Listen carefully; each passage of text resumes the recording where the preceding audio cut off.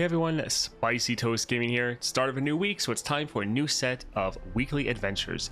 This week we have a 1.5, a 2.5, and a 3.5 star adventure.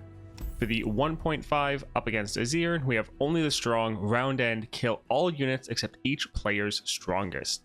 Now for this one, I really like going for some of those scaling units, such as like Tahm Kench, Kayn, or especially Garen. Garen is really great here because not only can you scale up off of strikes, but because you're making that single combat every single round, you can very easily kill the enemy's unit, so you can really turn this one to your advantage. So those would be the champions I recommend. I would recommend avoiding champions where your champion itself is going to be very weak, and so they're normally not going to be your strongest unit. So champions such as like Annie, where you often want to have her on the board, but because she has 0 power, she is normally going to be killed by this. So try to avoid some of the weaker champions where their champion themselves is weak, because you'll just end up dying from this one. But all the scaling champions really good here, especially Garen. If you want to go for someone like Kayn, maybe go for like a Grand General's counter plan, so you have another spell every single round to try to take out the enemy target. Next up then, for the 2.5 against Misfortune, so we have Embrace the Current. When the player plays a spell, they refill 1 spell mana. So you can very easily go infinite with this one. Good for all of the spells based decks, but especially for those ones that want to be a little bit spammier. So Jinx could be really good here, Nami amazing, Master Yi, Lee Sin, all of those will be really solid, but all the decks in the game have some spells, so this will be pretty good for just about everyone, but really good for those spammier spell decks. We also have the Enlightened Knowledge, round start heal the foes, Nexus 3, so they're just going to be healed a little bit every single round. So you want to be able to try to put a lot of pressure on the enemy and end them very quickly in the time frame of just a round or two. This doesn't mean you have to end the game quickly, you just don't want to be putting out small amounts of damage for the enemy to heal up.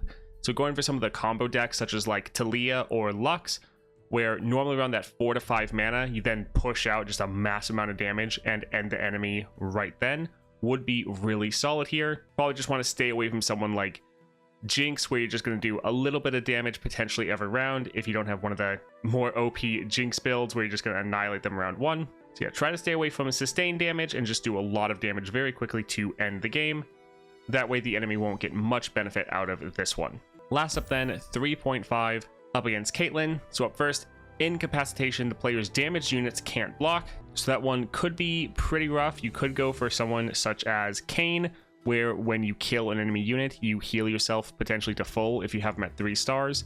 That could be a decent way to keep your units topped up so they can always block and take out enemy targets. You could also just go for a deck that has a lot of control or removal, where you don't really need to worry about blocking because the enemy's board is either always CC'd or just killed. So you could go for someone like Annie or Morgana, or even Yasuo or Ashe, where you just have so much control it doesn't matter if you can't necessarily block. Iterative Enhancement, round start the foe summons the next turret. So again, this would be one that's very good for like Kayn, but also Volibear, where the enemy's always going to have units on the board for you to try to kill and scale up.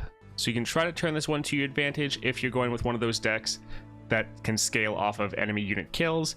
But if you're not playing one of them, just know the enemy is getting free value every single round. And this is really putting a timer on your game, because eventually they're just going to start summoning free 8/8 units every single round. So try to not let the games go too long. Then last up, Vicious Enemy, just making everything a little bit harder for you. I think I would probably play Kayn here. I think it would be a good answer to both of these. But going for a CC or removal heavy deck would also be very solid right here. Granted, I know with a lot of these recommendations, most people just grab a Solar Jinx and just completely ignore a lot of the modifiers. Overall, this seems like a fine week, not too annoying, but honestly not that interesting either. Just a pretty average week and not too extreme one way or the other. All right, let me know in the comments down below what you think of this week, and I hope you all have a great day and a great start to your week.